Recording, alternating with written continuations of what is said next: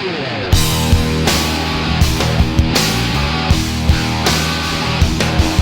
now listening to The Bryan Callen Show with your host, Bryan Callen. Before we get to Michael Malice, ladies and gentlemen, the most important thing is I'm going to be at the Tempe Improv tonight, Thursday, Friday, Saturday, and Sunday. Tempe Improv. If you are in anywhere near Arizona, for that matter, anywhere in the United States, get on a plane and come see me. I will make you laugh hard, real hard.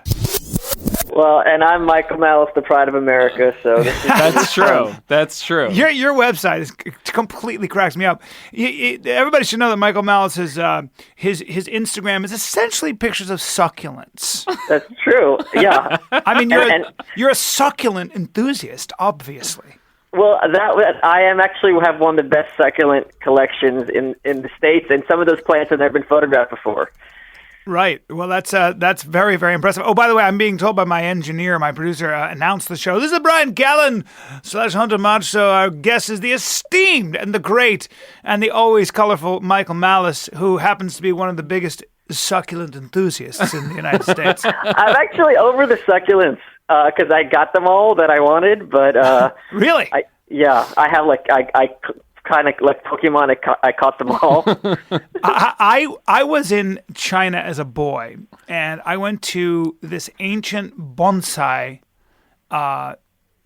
forest where they were Bryan, these there master. are many reasons why I already don't believe this story. Because is that because bonsai is actually Japanese? It's actually not. And also because there's a forest of them, like a forest of mini trees. I don't really believe this. Well, believe it or not, I believe bonsai, the art comes from China and then was was brought to Japan. So in fact, I went to, I guess, the place where the master bonsai, arborists reside.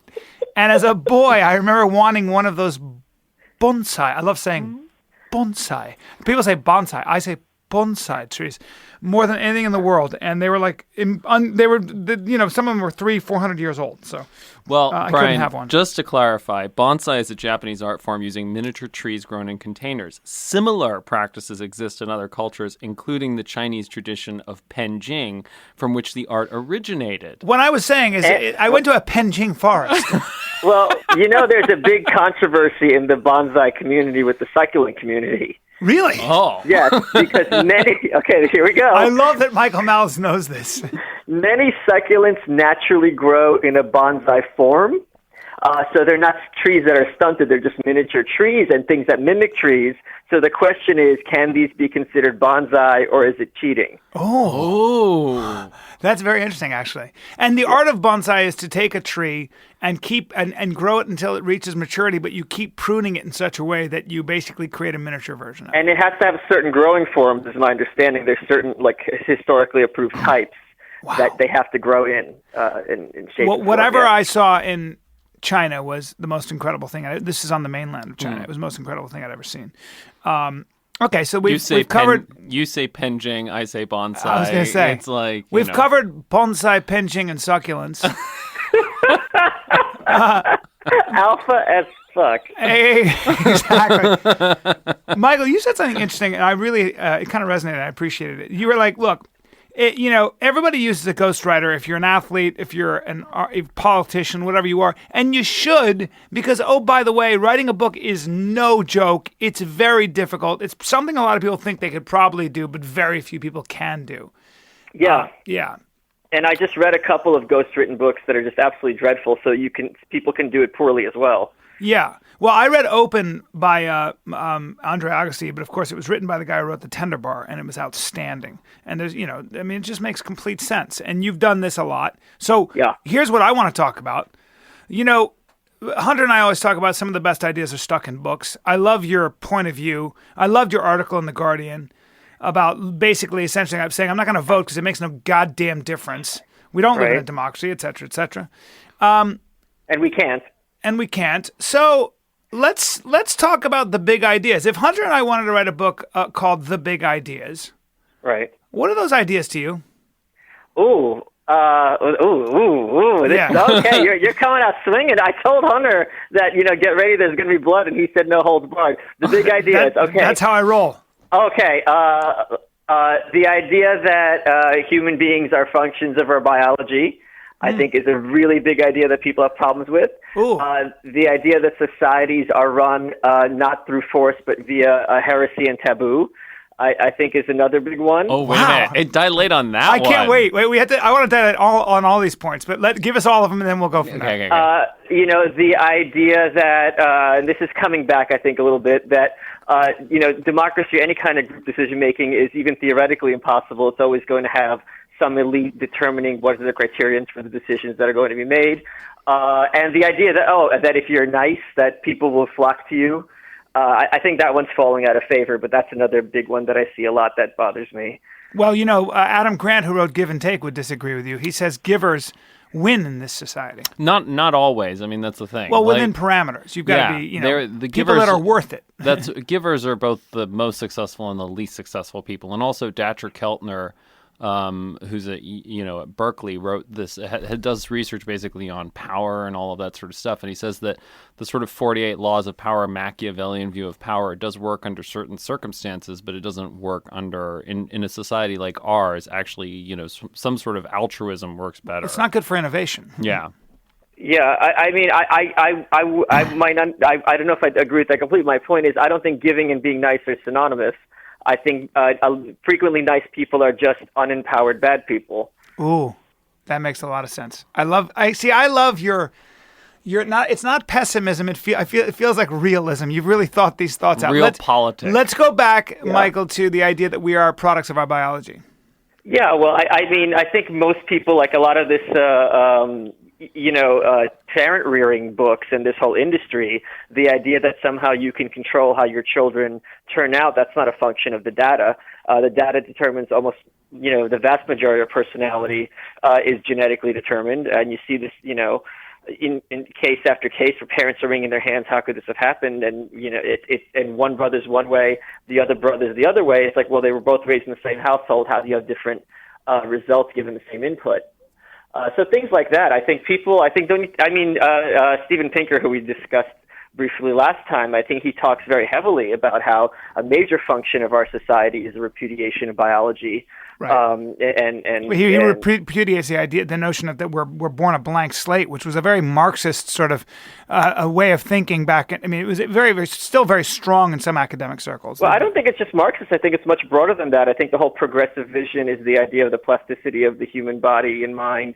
And through culture or government, we can kind of rearrange anything, i.e., let's teach men not to rape and things like that. Right. I think that's completely false. Because again, my background is through like zoology and stuff like that. And I think if people are interested in politics, they'd be far more of use to read The Dog Whisperer than anything written by, some kind of TV commentator. I love him. But Michael, what about training? I mean, look, Dan Coyle and people who wrote the Talent Code, I mean, that training and the right attitude and your emotional state when you come to something, you can change the way. I mean, Barb Oakley, we've had some people on who have demonstrated that you can change the way your inner geography works, the way your brain works to an extent, how you take in data. You can change those circuits, right? And do you really think most people have the capacity, or even more importantly, the interest to analyze what they're doing and kind of give themselves A/B testing? I think by far most people, and this is something Jonathan Haidt talks about in his book, The Righteous Mind, most people start with the assumption that what they're doing is good and that they're good people, and then they just look ex post facto for rationalizations for it.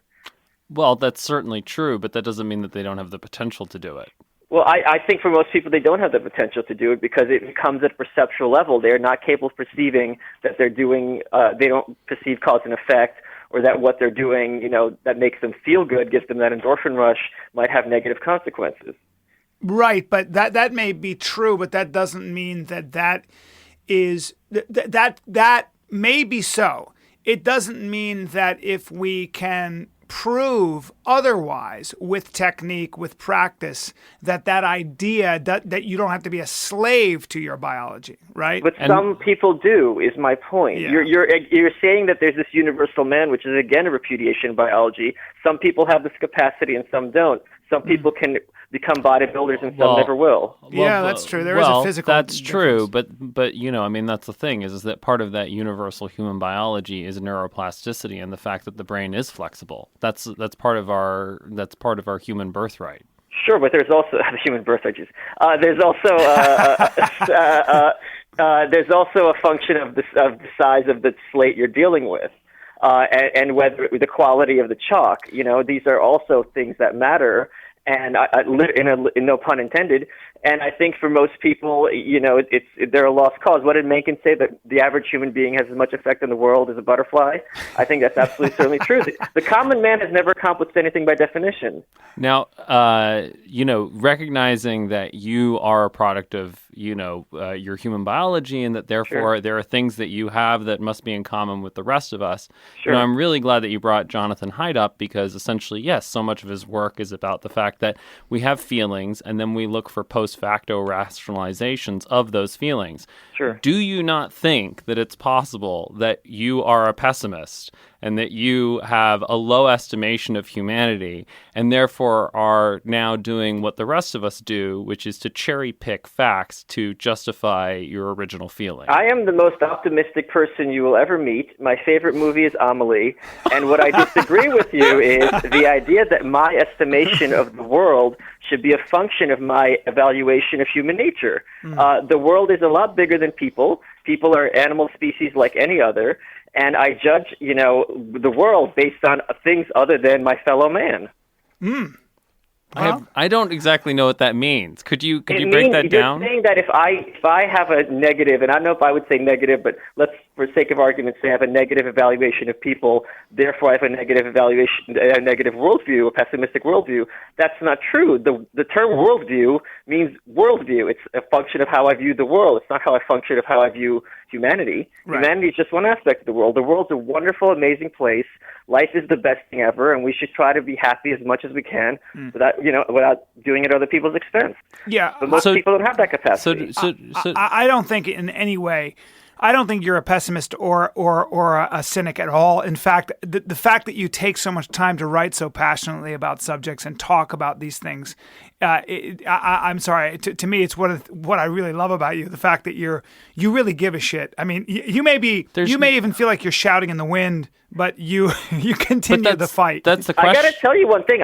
Sorry, Hunter. I had such an amazing response from the last show, and your listeners are so interested in ideas and in being challenged, and I got a ton of emails and a ton of tweets. I answered every single one of them, and it was very gratifying to see that there are still people out there who are interested in engaging in ideas, which there's not that much space to do in any culture because most cultures are just going to prepackage the ideas that you're allowed to subscribe to. Yeah. But I think that's the thing. I mean, I think, and this goes back to, again, I think that people do have that interest. I think we're deeply unsatisfied with most of what's out there, and that if you give people the opportunity to engage with these ideas that they want to, it's a large part of it is just the fact that, we are primarily emotional creatures, and you have to create the right emotional context so that people feel comfortable engaging with those ideas. I think that's what Michael does. I think that's what you do so well. I think that's the reason you got such a response, is that when you frame ideas the way you do, and it's so obvious to tell that you really not only have thought about these things, but you really care deeply about them, people resonate with it. So it's not surprising at all that you got such a response. That's, but this is not a random sample. And my point is, look, I went to Bucknell, which was a country club school. I'd never been around waspy white people before, right? And it was a shocking, epiphany of what these people are like, and it was left a very bad taste in my mouth. And let me give you an example of what it was like. I was hanging out with my roommate, a buddy of mine, a former guest on your show, John Durant. We were at his house for Thanksgiving, talking to his roommate, and I said, let's play Would You Rather. And I said, would you rather be morbidly obese for the rest of your life or be in the middle of a human centipede for a month? And his roommate goes, neither. What kind of game is this? Give me some good choices. And I'm sitting there, and I'm like, it's not called Wouldn't It Be Great, right? Right. And I'm sitting there, I'm like, this is the problem. Wow. Because these are the kind of games you play. This is what your wife looks like. This is the music you listen to. These are the clothes you wear. Anything outside of that is weird and bad. Brian, I know you've lived all around the world. You have an interest in different cultures and interesting things, and like, let's, seek it out and try it out. But Haidt talked about this also. That is a very specific psychological frame. Mm-hmm. Many people find that repugnant and horrible, and they want it as far away from them as possible. They want to be that trapdoor spider. Yeah, man. What's his name who wrote Excellent Sheep? We had William Deresiewicz. Yeah, he wrote a book about, he was a Yale professor, and he calls the average Ivy League student, all of them, he said it's 31 different flavors of vanilla. They're excellent sheep. They're so concerned with, and they're a little unfair. I mean, there are a lot of great people at the Ivy League, but for the most part, it was an interesting argument. Including John Durant. Yeah, John's great, but it was just kind of about the fact that, the people are so concerned with getting to the next level and accomplishing and jumping through hoops because they want to be, they want to make a lot of money and they want all these things, that they don't even bother to step outside of what they've already learned or what they already know or what's within their frame of reference because they're afraid they might fail at it. What's the point of having money if you have no values? Right. I have money so I can buy like rare books I like, rare succulents. I can, tonight I'm going to a restaurant where it's going to be a mix of Japanese and Jewish food. It's going to be amazing, right? But these people want to go to the restaurant that's been told to them by New York Magazine, or watch or buy the clothes that, buy their Louis Vuitton. They have absolutely no sense of originality or creativity. And on some level, I do condemn them morally because they're lacking a fundamental aspect of being a human being, which is the aspect of choice. Mm. But by the same token, Michael, a large part of it is that, it's easy to think that there's something magical or special to people who are pushing outside of those boxes. But to a great extent, you, Brian, and myself, we're all forced outside of that. You were, because of the experience of your parents living in the Soviet Union and then coming over here, you've had to think much harder about these things than the average person would growing up. Brian and I both grew up all over the world. And so, we didn't naturally figure out the world easily. We had to think much, much, much harder because you're in one country and they believe one thing, and then you're in another country and they believe other things. Sure. And so what that does is that ultimately destabilizes whatever your, national or religious or intellectual categorization is until eventually you realize that you're thinking in terms of being a human being. You are absolutely crazy. Do you really think that the universal response to pressure is to grow strength and to adapt? How many people break under the spirit of pressure in a physical sense or in a mental sense? That is exactly why, the three of us are talking, but this is not a random sample. There are plenty of people who were that weird Ukrainian kid in school, and they did not grow up to become, interested in ideas and innovation and things like that. They became completely chastened and broken, and now they drive a desk somewhere, and they will never have anything of interest, and that's a function of, them not having that capacity that we were fortunately blessed enough to be born with. Or it might be a function, like you're saying, of their biology. Yeah. If you had asked me that question before you went in, I would have said, yes. Pressure makes a diamond. I love those expressions. I like living in that world. I like to think that, all the pressure kind of creates also, greatness. Historically, it probably does, though, right? Historically, let's take certain cultures. Let's take the Jews, for example.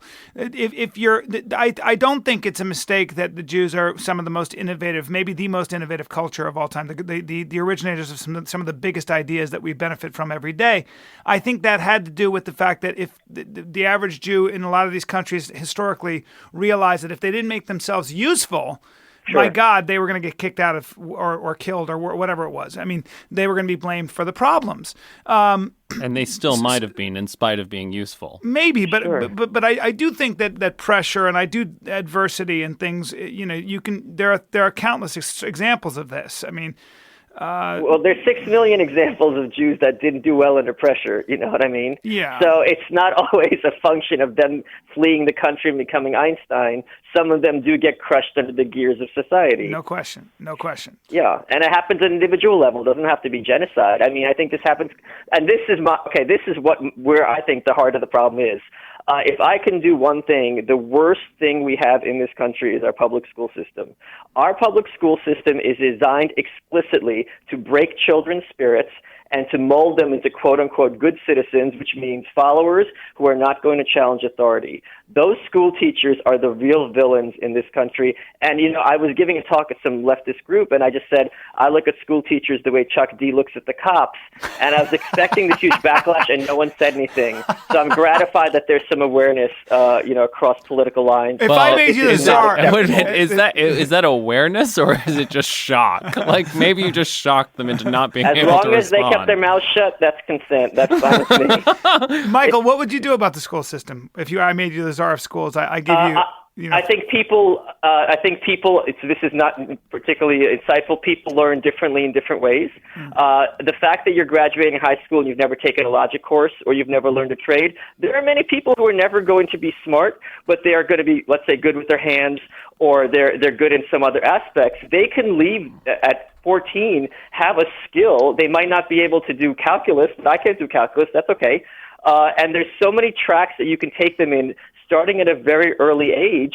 So by the time that they're, at a teenage level, they are people who have something to offer, and that is a huge plus in terms of self-esteem and self-ownership and regarding yourself as valuable, because you actually are valuable. Yeah, somebody was talking about how that we don't teach the industrial sciences. There are a lot of trades, welding and things like that get very, very complicated. I mean, skilled trades that some people are not going to go to college, some people don't want to go to college, and according to their geography and where they are, it may be that making those kinds of trades available and getting companies involved in those schools is the best thing you can do. Yeah, absolutely. Yeah. I mean, some of these kids, if you're even at age 5, you see they have artistic talents. They could be 14 and have, enough to be graphic design intern already and making, like $50 an hour? Yeah. Instead, they're on the track to be complete failures, regard their lives as worthless, and it's a dead end. I wonder if that can. As you're talking, I wonder if that can be solved with the internet. I feel like that there's all this. There's so much untapped, just retirees who have a skill set that nobody is tapping into. For example, all these examples. Well, it's just like the cops and the teachers have to create this illusion that they're intrinsically valuable, and if they're taken away, society collapses. So that's a big row to hoe. Well, and I think that's the thing. I mean, Brian and I have talked about this before, but, it's very exciting to think that technology is going to solve all of our problems for us, but fundamentally our problems remain our problems. And, a lot of the barriers that really have to be solved are not technological, but psychological.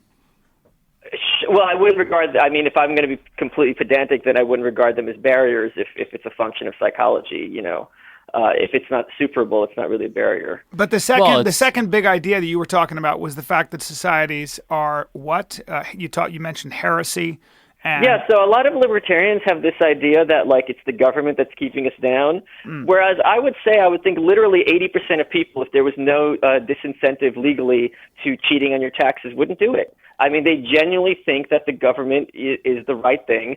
They genuinely are, frame their conversations and how they speak based on backlash and heresy and taboo. And what that does is it outsources, instead of the state being the one dictating who's going to say and do what, it makes every citizen their own little petty dictator and enforcer of the will of the, overclass. Isn't that kind of an inevitable, side effect of just creating a group that cooperates? Yes, I think it's absolutely inevitable, but I think the big lie is that it's not inevitable. That we are going to have this kind of freak. You hear this from libertarians, you hear this from the left, you hear this from the right. That you're going to have this free society, and society can mean just your local community, can mean your country, where everyone just says what they want, does what they want, they're free, and they're not going to have repercussions. That will never ever happen. That's a complete shibboleth that people need to get out of their heads, I think. So we're always going to impose a measure of control on ourselves, regardless of who the authority is. There's always going to be someone with the whip, waiting to wield it. Usually women. But am I wrong? No. Just anybody who's been married long enough knows that it may be soft power, but you will fall in line. You will fall in line. Of course. Yeah, there's no question. But do you think, Michael, let me ask you this. Do you think that the whip ever has positive externalities? It's not that it's necessarily all good, but that on balance, the coercive power of the government can be a good thing. Well, I don't know, but I wouldn't call it an externality. I think it would have positive consequences. Sure. I mean, I think some people need to be whipped and beaten. We live in a country where the greatest victims of abuse are children by their own parents. It's not husband-wife. It's not, boyfriend-girlfriend. And these are things shame. If something exists as a function of biology, there almost certainly is some kind of social cause for it that has not been extirpated. And this is really a great example of how people feel shame. They don't like being isolated and treated as outcasts by their peers. And there's a reason for that. This is a mechanism that's non-coercive in the sense of, you're not locking them up, for making sure people stay in line, and some people need to be told to stay in line. Well, there's a notion of harmony. I mean, Confucius talked about that. There is a social harmony. There is, I would imagine, most of us would like to live and think that, a lot of our societies, and people work very hard at this, at creating a certain amount of social harmony that does work. No, I'm a troll. I want carnage. I want chaos. Whenever I'm on Facebook, I'll only like the comments especially like comments when some crazy person's on a rage spiral, just to spew things up. But I think conflict also, the truth will out through conflict, and I think conflict's encouraging because it kind of breaks down the weak and builds up the strong. So I think harmony is an illusion. I think societies are always dynamic. If you watch Pink Flamingos from 71 or 72, at the very end, Divine, who's this 300-pound drag queen, is asked for his political positions, and he says, kill everyone now, condone first-degree murder, advocate cannibalism. And at the time, everyone's clutching their pearls and being like, oh my God, this monster. Now it's adorable, And now the new taboos are things like racism and blackface and using slurs, whereas Divine is regarded as droll. So it's just a rolling issue of what's going to be the taboo of the day and things like that. Until you have children. I mean, I think when you have children, I can speak for myself. My point of view really, it surprised me how quickly I changed. Oh, yeah. I just wanted it to be safe. You don't think it's biology?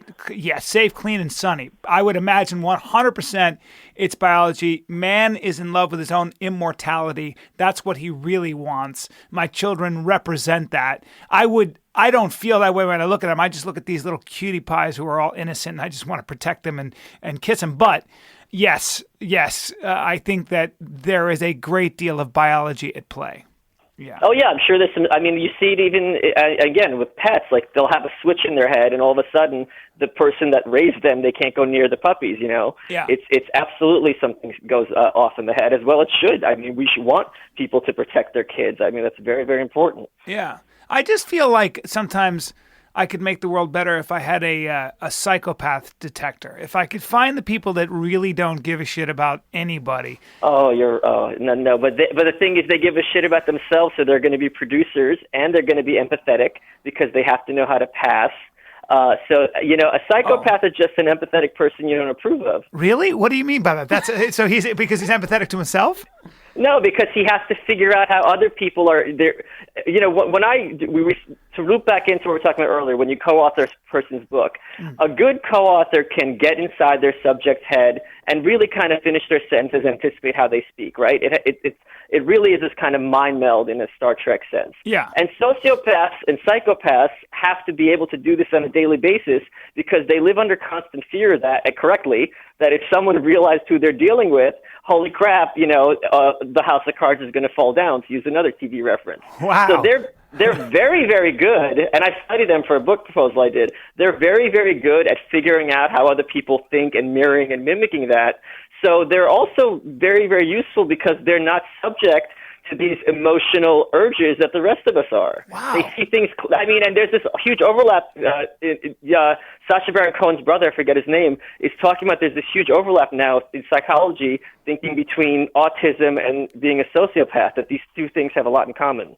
So would you say, so you're saying that sociopaths, so getting rid of all these sociopaths would not be such a good idea.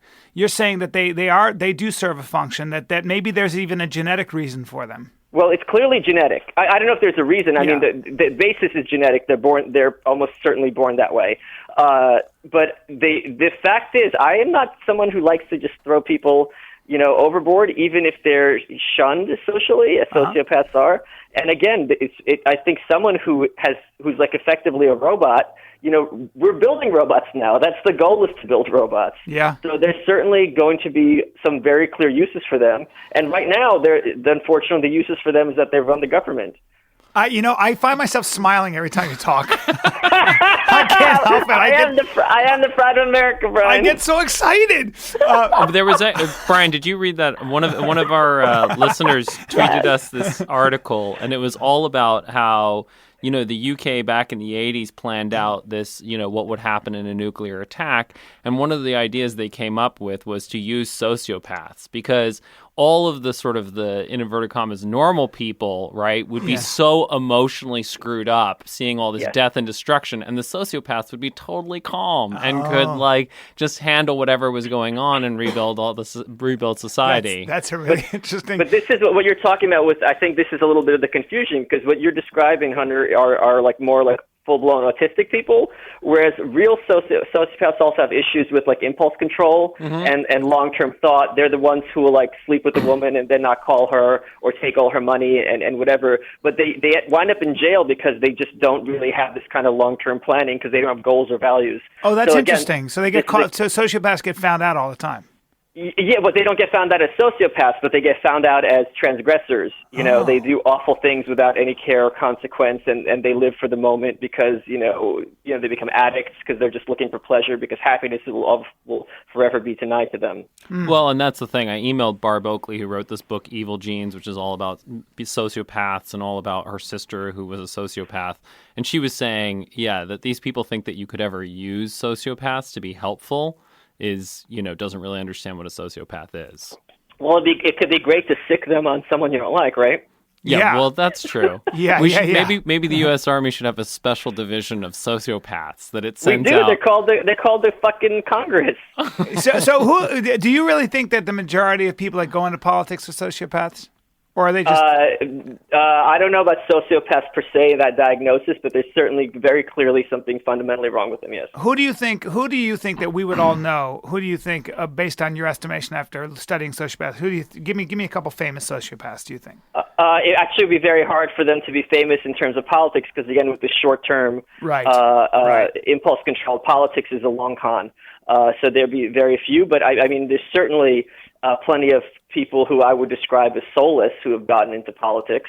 I don't think that's particularly controversial to say. What about just famous people who are sociopaths, do you think? Even historical figures. I mean, it's very difficult to make this kind of... First of all, I'm not a psychologist, and to judge someone based on the reports of them it's very, very difficult situation to be. But if you're saying people who have aspects of sociopathy, let's put it that way, I would say certainly Hillary Clinton, who is unable to say things that are untrue. It's unable to refrain from saying things that are untrue and demonstrably untrue. Clearly something is going on there on a psychological level. It's not tactically smart for her either. Right. It seems just ambition. I don't know. If there are any diehard Republicans listening right now, there's a narrative that you might want to advance over the next... Oh, no, here's the narrative for Hillary. Hillary Clinton is America's mother-in-law.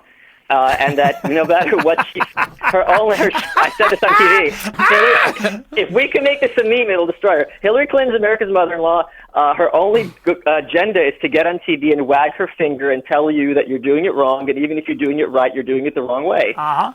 Nancy Pelosi is the same way, by the way. Oh, yes. But Hillary's also another thing. She's Gollum. She had that one true ring. She wants it. She needs it. She's talking to herself like Smeagol, not making any sense. And she doesn't even know why she wants it again. And when she has it, she'll find it's not as nice as she remembered it. So she's really these two things. I really desperately want her to be president. Okay. Desperately. Now, wait a minute. So, Michael, if you were working for the Democrats, right, and let's say that you're trying to destroy Jeb Bush, if Jeb Bush is running, how would you destroy Jeb Bush? I mean, I think Jeb Bush is just the easiest thing. It's like, do we want another 8 years of this? Yeah. That would be the easiest candidate for them to put up. Yeah, and then what about? Okay, so then how would you destroy Rand Paul? Ooh, Rand Paul. I would make him. I would play up how exotic and weird his positions are, because Americans for a good 20 or 30 years have been taught we have a binary political system. Mm-hmm. The fact that he doesn't fit into this very easily makes him confusing and odd. And Hillary Clinton's a brand you can trust. So that would be very easy to kind of stigmatize him, I think. Wow, but you like Rand Paul, don't you, overall? Sure. Yeah. Sure. Michael, let's move on to the third big idea. What was the third big idea? I've been running my mouth. I don't know. Well, we're talking about, that democracy is impossible even in theory? Yes. So there were these thinkers in the early 1910s, Mosca, Pareda, and Engels, not Marx's Engels, and they were the founders of something called elite theory. This idea that at the time populism and progressivism were kind of making their mark in the world stage, and they pointed out that no matter what your area, you are going to have a small elite who are going to be determining a policy or even determining what you're allowed to vote on. And it was Engels, I believe, who came up with what he called, it's Pareto, the circulation of the elites. Basically, you're not going to replace elites with democracy. You're just going to replace elites with one other elite. And the way I would classify this is this. Hillary Clinton has much more in common with George W. Bush than she does with, let's say, a union janitor who's voted Democrat all his life. Now, of course, I don't think, of course, right. But if you think, but that's not the narrative we're told culturally. Right. Culturally, Hillary and George W. Bush are arch enemies. They have nothing in common. But in reality, they really are functions of the same process. Yeah. Edmund Burke said something similar. Edmund Burke said that there is always a natural aristocracy, and by the way, it should probably stay in place to an extent because that is sort of the natural order of things. That was an organic manifestation of how societies are structured and how they come to be. And I don't buy. Yeah, Edmund Burke, I'm not a fan of, and this natural aristocracy has historically been used with kind of racist and sexist connotations. So, but that is kind of what the Senate is based on, right? The wise men. I mean, these are the staid older statesmen who say, wait a minute, the people are a little hot and bothered. Let's just take a minute. Yeah, but who's really hot and bothered right now? It's the older statesmen. I mean, it's the Senate that's the most riled up, and Congress that's the most riled up. I mean, if anything, the moderate force right now in society is the people. Well, yeah, and Michael, Lawrence Lessig wrote a book called Republic Lost about how the only thing we should really be talking about is campaign finance reform and about how Jesus Christ, money. What do you think of that idea that money in politics is the problem? That's the stupidest. Oh my God! Wow. Okay, talk about bad ideas. Okay, so basically, if I take money from Microsoft, that's a problem because I'm going to be partial to Microsoft. But if I take money from the government, somehow I'm going to be impartial. Well, I mean, magic. Maybe if congressmen weren't so concerned with raising funds 60% of their time, and they could actually focus on common sense laws, the issues at hand. There's no such thing as common sense law. That concept does not exist. And I would rather them be on the phone than passing bills. Oh, that's interesting. So you but kind the of like the problem fact is that they're less effective. But the problem is they're still passing bills. It's just that those bills were written by the special interests themselves, and then they're just passing the bills without even really knowing what's in them. Well, what these thinkers were saying is my point, that it's impossible to have bills that aren't going to be a function of special interest, that the elites are always going to be the ones dictating policy. And though the elites might change, it's never going to be the people, even theoretically. But I have no idea what that means, Mike. Meaning, what you're saying is okay, let's suppose... Our sound engineer wrote a note. Alec. A-L-E-C. You know about Alec? No. Alec Baldwin, I know about. Let's finish this thought. Let's finish this Yeah, thought. but go ahead. Sorry. No, but my point is that even theoretically, let's suppose you have public finance and public campaigns, those politicians are still going to be beholden to the powerful people in the culture, even if they're not just getting checks from them directly. But to go back to point number 2, right? We are products of our human biology, right? Right. And so that was the first point. I'm sorry. I'm sorry. The Malice manifesto has got to be adhered to exactly. Yeah. Or I will take a fucking whip to your backside. I'm sorry. I was still thinking about succulents. Master Malik, I'm sorry about that. I'll rub succulents all over your body. Oh, that would actually be quite you're nice. all shiny. Aloe is a succulent. Yeah, exactly. That would be nice. I use it as a deodorant. It works really well. Keep going. But anyway, so, to go back to that point, whatever point it was, I didn't realize how important the It's order was. the first point on the tablet. But you're saying that that we have human biology, and so therefore, for example, right, if you compare, I don't think you would say, for example, that communism and capitalism are indistinguishable, right? Capitalism, of course not. right? So capitalism is a better system because it recognizes human impulses, the desire to pursue our self-interest, allows us to do that, and realizes that the consequences of that are much, much better. So presumably, laws that are designed in accordance with our human biology, rather than, for example, communism, a system which repudiates human biology, is better. Like, shouldn't we? There are good laws. Laws can be designed based. No? I don't agree, because laws have to be implemented by human beings.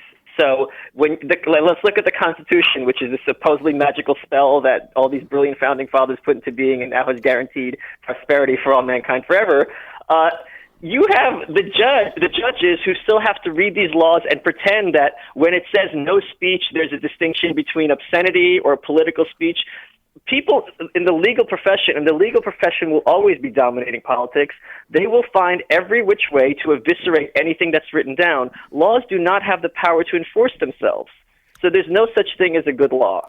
Well, but the founding fathers recognized that. I mean, James Madison was very clear in the Federalist Paper that if men were angels, we wouldn't need governments, right? But they're not. And so, but nonetheless, right, there are systems that are maybe not perfect, but certainly better than other systems. Yeah, right? I want some police force to protect me mean, against a group of thugs that organize and get big guns and come in and I take over much, my town. much rather but the government live in... is that group of thugs. Don't you understand? Yeah, but they are that group of thugs. But the point is that group of thugs serves a purpose. I mean, Steven Pinker, right, who we've been talking about, wrote a book called The Better Angels of Our Nature. And in early society, right, the level of violent death was much, much, much higher. And now, the point is that, yes, the government has a monopoly on violence, but it's much better that the government have a monopoly on violence. It's also not organized. It's also a lot less organized than a biker gang. That's right. I am not going to argue that bad things can have positive consequences. I'm not a consequentialist. I think bad things have positive consequences all the time. Okay. That's not an ex post facto validation or justification for them. It also doesn't mean that you're not an anarchist. I absolutely don't try me. I absolutely am an anarchist, but the point is, you're also making the fallacy that if it wasn't this, then the alternative would necessarily be worse. No. I'm not making that. I'm not making that fallacy at all. All I'm saying is that I'm not saying that the alternatives are either the United States or North Korea. I'm just saying that if you compare the United States and North Korea, the first thing is to recognize that there are systems that are better laws or better systems than other systems. Yes. And so if that's possible, then it must be that presumably if we understand our human biology better and better and better, that we can go for even better laws than the ones that currently exist. And I'm not saying that it'll be perfect, but presumably, as we like to say here in LA, progress, not perfection. I agree with progress, not perfection. However, I don't think what you're seeing as progress in the States is a function of quote-unquote better laws.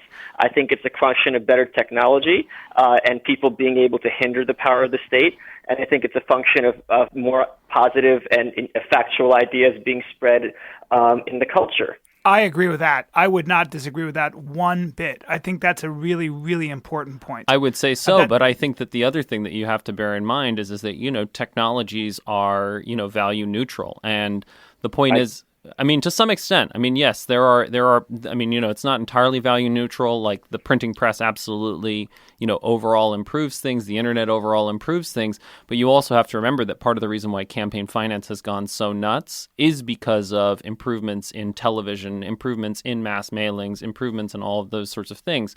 So at the same time that ideas are disseminating themselves better, it's also a large part of the reason why the government has become so obsessed with raising money.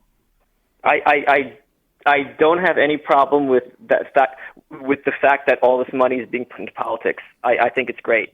So I would disagree with you there, and I would say technology is value neutral. It's not value neutral, but I think the important thing to bear in mind is all the advances in freedom in the last, let's say 50 years have been a function of technology. If we could make it a way where the government doesn't know how much you have in your bank account, they can't access it, that will eliminate government oppression overnight. Right now, censorship used to be the norm. The king or whatever, you have to put your book to the censor, and then if the censor says no, the book's not going to be published. Now, a book can't be censored at all. Even if they wanted to censor a book, it's on torrent immediately, and it's going to be maintained on the internet in perpetuity. So these are all the talking and all the spreading don't matter as long as you have the power to put these ideas into practice. Maybe Michael's just You can't spend yourself rich, and you can't vote yourself free. And you know, there's also some evidence that when a candidate does spend a fortune on his campaign, voters will sometimes turn on you. Voters sometimes go, you know what, that guy's an elitist. I'm not going to vote for him. That could be a liability too. And political spending is value neutral in the sense that, yeah, you're paying TV shows and you're paying people to make those commercials and so on and so forth, you know, to persuade. But the alternative is you're just going to tax everyone. I'd rather have only rich people, you know, funneling into these politicians than my money being going to support two people I don't like. Oh, that's, yeah. Well, they're going to have that backdoor anyway, I think, is my biggest point with the elite theory. Yeah. Bill Gates and Mark Zuckerberg will always be able to get any senator on the phone, regardless of whatever the system of campaign contributions is.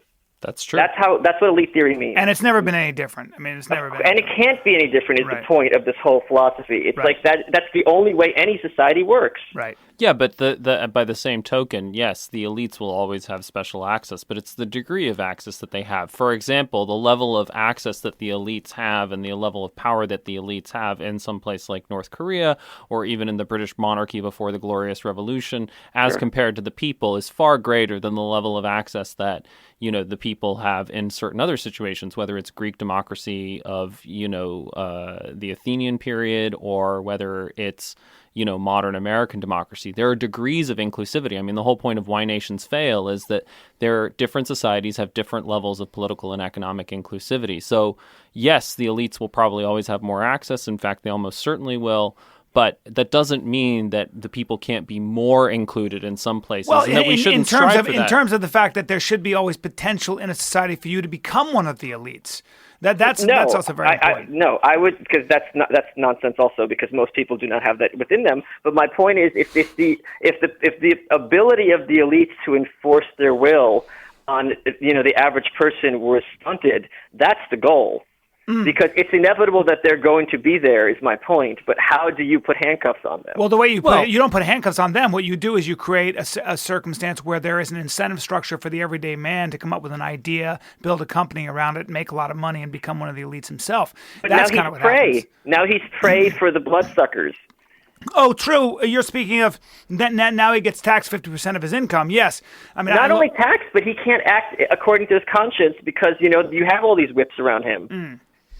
Well, but I mean, first of all, I think that the one thing that I think we have to nurture is the marketplace. Here's why: the marketplace is a good barometer because when you become very wealthy because you create a product, let's say the iPad or whatever it is, you better stay current with people's tastes and with the inexorable march and maybe even exponential march of technology, or another company is going to come along. It might be a kid in college comes up with a better idea.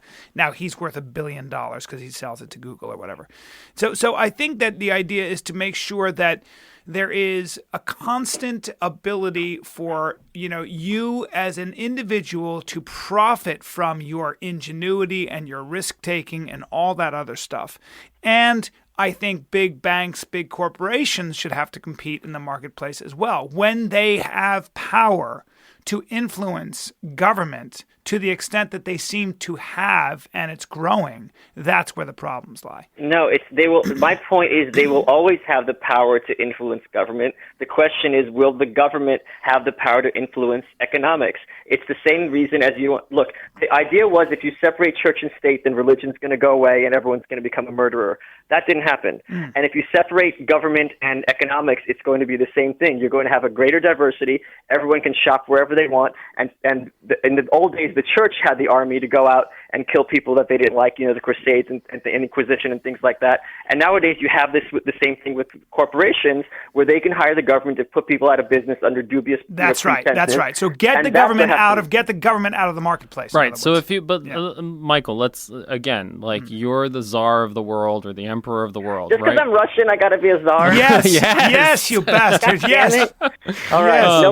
No pogroms. I'm going to be new and improved. Okay, good. No pogroms. Just like Putin. Oh.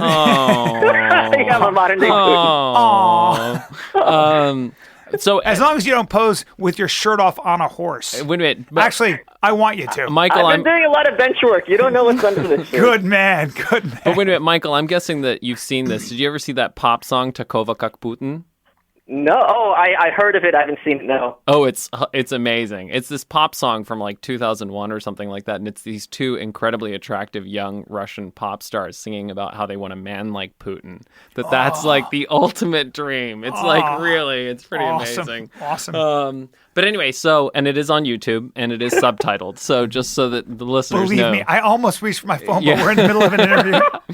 But anyway, what I was going to say is, so let's say that we absolutely separate, the marketplace and the government, right? Then what is the government doing? Presumably the government still has to tax in order to be able to preserve. No. Well, yeah, okay, lay it out for us. The government in any society is basically a secularized version of religion, where people go and they vote, which is the equivalent of taking communion, and they're told what are the big problems. Politicians are good at one real thing. They are very good at finding out problems and making these problems into a big deal.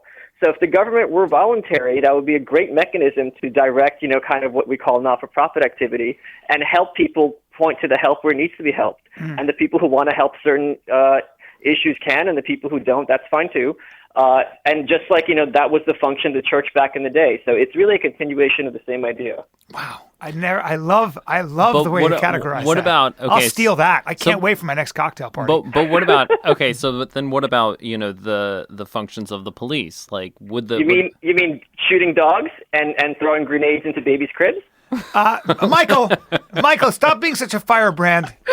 Here's something. I'll tell you a funny story. I did an interview with the BBC like 8 years ago, and I'm obnoxious sometimes, but I was on my best behavior, and we're talking about a book I was doing, and they go, Michael, in this book you make fun of cops a lot.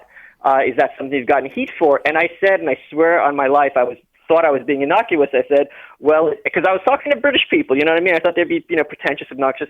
I said, well, it's like my dad told me, which is true, no matter what country you go to, no matter where you find yourself in the world, the stupidest people are always the cops. And the guy audibly gasped, and he said, this is a family show, and he immediately changed the subject. Boy. I was very taken aback. And it's only in America that people have this idea that the cops aren't just evil, violent thugs who need to be restrained at all costs and at all times. Yeah, but we need. I mean, I know a lot of cops that I actually like and who are good men. I'm sure they're great people. I'm not arguing with that whatsoever, and I'm sure they would have great. Where would we? And I'll tell you what to do. Wait, when a kid is abducted, et cetera, I want good detectives who want to make the world a better place. And right, that's why you don't want cops. You want good detectives, exactly. But you need cops. So my point is this. Yeah. Any place you go in our country, the safest places are those where the establishment has to take care of its own security. If you go to a hotel anywhere in the world, you are surrounded by strangers by definition who are from different countries who you'll never encounter. It is far safer than walking the streets. Wherever the government is in charge of security, the streets, the subways, things like that, that is where it's most dangerous. But if you go to a bar, every bar has a bouncer. If you go to a movie theater, if you go to the store, so when there is a monetary interest in the establishment of the society to keep people safe, they are going to be much better at providing that security than any central authority. Every society has a monetary interest in keeping people safe. I mean, that's the most basic monetary interest. But the government has an interest in keeping people afraid and keeping people under submission, and that's exactly what the cops do. But I don't know that that's. I don't think, Michael, that's a top-down, deliberate. machination in the minds of those in power. It could just work at an evolutionary level. It doesn't have to be top down and conceived consciously. It could just be this is what wins out because this is what solidifies power in the state when you're killing people you don't like and having everyone in a state of fear to speak against you. That's how North Korea works. Right. So if we've got, so obviously there are places like bars and, private venues that have their own secure hotels, they have their own private security. What would you advocate for those public spaces, places like subways? Abolish them. You would just abolish all public space, absolutely. And that way it'll be safe for everyone. Whoever owns the road will make sure there's no car accidents. They will have a huge incentive to say our roads are safe. Look at car companies, right? Our cars are safer than your cars, right? It would be the same thing with roads. It would be the same thing with neighborhoods. Come to our neighborhood. We don't have crime. You go to that neighborhood, you're going to have a lot of crime. This is a very easy selling point, especially for parents, because parents want to go to those roads where their kids aren't going to get hit and when their dogs aren't getting shot by fat losers. Well, you are speaking like a true libertarian. I don't like that word, but okay. Yeah, but you are. I mean, you're what speaking. Word you're saying that people can govern themselves. No, people can hire people to keep the bad people at bay. Yeah. So, but wait a minute, Michael. Okay, because then there's an incentive. If you don't like the word libertarian, what word do you like? How would you? Anarchist. Anarchist. Yeah. Anarchist. Michael Malice, the anarchist. I hope you don't get a speeding ticket. I hope no cops are listening to this. Because man, if I was a cop, I'd be like, well. If it ain't exactly. Malice. That's exactly my point. That is exactly my point, and that is exactly how they think, and that's why it draws the most disgusting people in our culture. I don't think so. My experience. I mean, look, I don't think that the majority of people that go into the police are those kind of people. People they're not they're in a born position to open their mouths. They are not in a position to open their mouths against their buddies, and that happens in any group. In any company, the disincentive to being a whistleblower is enormous and profound. But isn't that also going to be true if you're dealing with private security as well? It's going to be a lot less true because there's going to be the eye of the market on them. Like, look at eBay, you have feedback ratings, right? Right. If you have a cop company where children have grenades being thrown in their cribs. I saw this video. I'm sorry to sound like some kind of PETA freak and these shock stories. I saw this video of a Florida deputy or wherever she was. It was, like kind of the camera in the corner of the room. There was a guy in a wheelchair she's wheeling in. She thought he was faking. She knocked him out of the wheelchair to prove he can walk. When she saw that he couldn't really walk, he really was in a wheelchair, she pushed him back in the wheelchair. But there was no like, oh my God, what have I done? I'm a horrible people. It's like, well, oops, I guess I was wrong. That is what I'm against. And I think those types of people are universally empowered when they become police, because they have no consequences to acting in these absolutely inhuman ways. So some people are drawn to a position of authority where they can have a badge and carry a gun, etc. Look, the reason I like being on TV is because I like being obnoxious and offensive, and there's no disincentive. It's rewarded. If I talk this way at parties, people roll their eyes and go away from me. Not me. Yeah. Not you. Yeah. But trust me, it's especially in certain rooms I've been in, especially at Bucknell, where everyone's like, Durant's roommate. Why would you want to play this game?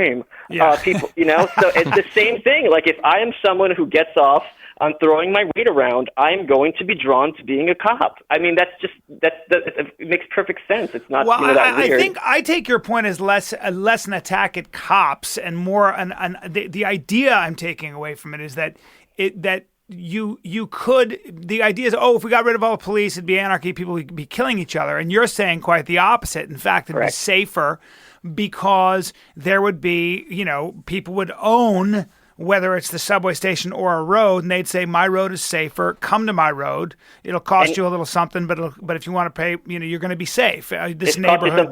It costs you something now anyway. But Yes. Those cops that you're friends with, who I'm sure really are great people, they don't have an opportunity to be cops in the sense I'm describing because the government forces a monopoly. I don't know. I mean, I'm not as... I understand what I like your general point. I think your point is that is well taken, and it is a libertarian point of view, maybe an anarchistic point of view, but there is a very strong argument. I mean, we had who on who talked about when you take traffic signals out of certain Matthew May wrote a book about the law of subtraction. When you take traffic signals out of certain major intersections that are very busy, Hans Monderman, who is the guy who kind of did this, guess what? The people figure their way through. There are no accidents because they're focusing on what's in front of them, not the traffic signal.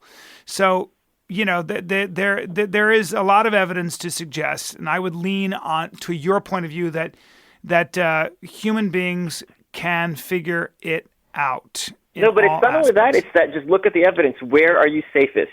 You are always safest where it's under private jurisdiction, even in a space where everyone is drunk and on drugs. Yeah, I've never thought of that, Michael, but I have to say you are 100% right. This is, again, why I smile when Michael Malice talks. I mean, you do change minds, man. I mean, your arguments are fantastic. And bring families together. You bring families together. Just like our fearless leader, Kim Il-sung. Yes. Yes, a great leader, yes. God help you. Michael Malice, what else can I say? By the way, I do want to thank you, Michael, on your recommendation. After finishing your book, I listened to Nothing to Envy. God, isn't that great? It's a really well done book. Yeah. Oh my God, so good. Yeah. And it'll haunt you for the rest of your life. Yeah, for sure. For sure. Yeah. Well, Michael Malice wants a better world for everyone, ladies and gentlemen. No, That's right. not everyone, but okay. Not Michael, everyone. one question that I did ask Brian at the beginning, and I really should have asked you, is Malice your last name by birth, or did you choose that name? It's chosen. Yeah, that's what Michael I figured. Malice, baby. You don't have to tell us your real name. I like Malice. It is my real name. It's just not my birth name. There you go. Oh, there you go. You have a right to choose your own name. Somebody gave. Of course, Michael Malice is like, somebody gave me this name. No thanks. No. I'm coming up with my own name. It's a good litmus test for people sometimes if they take it with a straight face. And if they ask what my birth name is, they tell them Kevin Malice. What would you do if you couldn't be a writer? I don't like being a writer particularly. Really? I'm only a writer because A, I don't want to go into an office, and B, I don't ever want to talk to someone I don't want to. I'm a big introvert. So if I could, I would love to, I like broadcasting but writing is fun. Just being an idea person, as long as it pays the rent and I can buy a succulent here or there. My needs are not that. As long as big. I can tend to my succulent garden, I'm fine. I'm a simple man. So, Michael, now that you have all the succulents, is there somewhere else that your attention is going? Something else you're going to start collecting? You know what?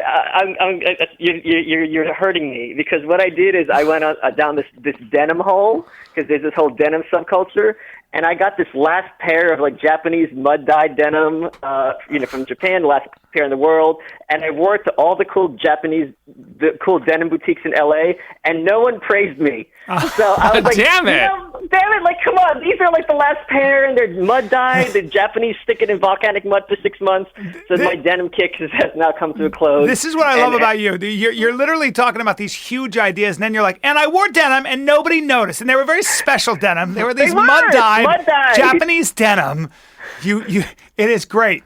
It is great. You go from the most superficial value system to the deepest thoughts. I love me some Michael Malice. And this is why I'm not a pessimist, because life, is good on all cylinders. If you're going to be in Tempe this weekend, which you won't be, I'll be doing stand-up at the Tempe Improv, everybody. Thursday, Friday, Saturday, Sunday. And if not, just listen to this podcast over and over again. Michael Malice and his amazing ideas. God, sorry for any police officers. I'm friends with plenty of them, and I just want you to know I love you guys and thank you, and you make me feel safe. Don't listen to the Russian firebrand over here. He's probably a plant. My best friends are cops. There you go. There you go. Famous last lines. You're probably a plant. Kim Jong-il sent this guy over after he brainwashed him, everybody. The Manchurian candidate, yes. Exactly, by the way, I'm currently looking at a picture of two Japanese people, dyeing these denim pants with the greatest care in this mud. I mean, of course, the Japanese people have two people on a single pair of pants, that level of attention to detail. How much do they cost, Michael? How much do these jeans cost? I'm curious. So there's, quickly, the acme of Japanese denim was something called kakishibu, which was an ancient Japanese dyeing technique where they dye the fabric in unripened persimmon tannins, right? And they applied those to denim for the first time. And someone was making a pair, Samurai, made a pair for $500, but I found a pair for $140. These mud dye were $200, which is the most I felt comfortable spending. I own a pair of $200 pants. That's not that crazy. Yeah, like it was something like, well, the dilemma was my mom said, I'll buy you a pair of pants however much you want. I go, okay, what's the point of inflection where if you spend a lot, do you want to wear them all the time to get your money's worth, or do you want to never wear them to not damage them, right? So it becomes this insane autistic calculation of utility. So I thought 200 was a sweet spot where you're not going to feel bad. All I got from that story was that your mom buys you jeans. I love it. It was my birthday. Oh, it was your birthday. Sorry, Bubba. Sorry, it's your birthday. Yeah, she didn't buy me presents, so she felt bad. So she's like, buy whatever jeans you want. Can't wait to hang with you in New York, my friend. Love it. Great to talk to you. Thank you for doing the Brian Callen Hunter Mott Show, ladies and gentlemen. And what are we going to call this show? Well, we're going to call this podcast the mother of all podcasts. Well, do you like that? Because I mean, that's the real thing. It's not what we all think. All that matters Brian, is does Michael Malice like it? Yeah. Do you like it? Call it GOAT. GOAT? Why GOAT? Greatest of all time. GOAT. Oh, I like that. Greatest. That's an internet acronym. Yeah. Yeah. Yeah. Okay. And listen, Brian, you do look kind of like a goat. Yeah, well, and I do have cloven hooves because of my Jewish heritage. I was going to say, he's got to shave his horns down all the time. These Jews. I'm horny as a goat, I'll tell you that much, ladies and gentlemen. Suddenly my voice, what is this? I'm a creep. Michael, when I see you, I want you to wear that denim and we'll do some swinging, if you know what I mean. All right. A couple of straight guys with big brains. And mud-dyed Japanese Check this out, denim. ladies and gentlemen. That's right. I'm losing it. You're awesome. All right, go tend to your succulent garden. They're dormant. It's winter. I'm fine. All right, gee whiz, man. What an anarchist. God damn it. God damn it. Censor him. Gag him. All right. Michael Malice, you're the best. We'll talk to you soon. Thanks so much, guys. Bye-bye. Thanks, Michael. You've been listening to The Brian Callen Show with Brian Callen. Be sure to like him on Facebook. Just search for Brian Callen Comedy. And follow him on Twitter. Just search for @Brian Callen. You can also find him online by visiting his website. Just go to briancallen.com. Until next time, bye-bye.